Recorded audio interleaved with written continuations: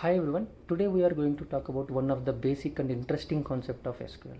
So which is a coding order versus execution order. So first we'll talk about what is coding order. Coding order is nothing but how you write your SQL query in SQL editor. And second one is execution order.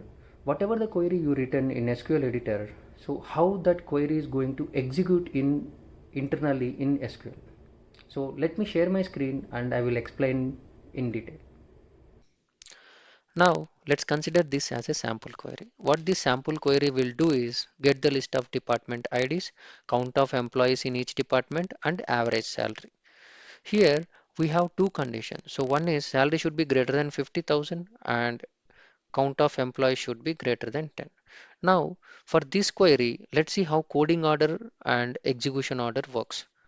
So here, left side I'm mentioning coding order and the right side I'm mentioning execution order. Coding order starts with select class, then from where class, group by class, having class, and finally order by class. Now let's see what is the execution order.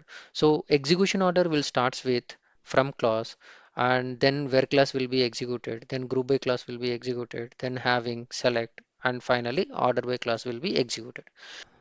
Now, you might have a question, why should I know about coding order or execution order?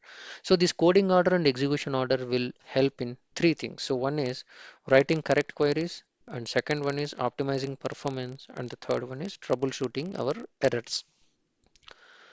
That's all in this video. Thanks for watching.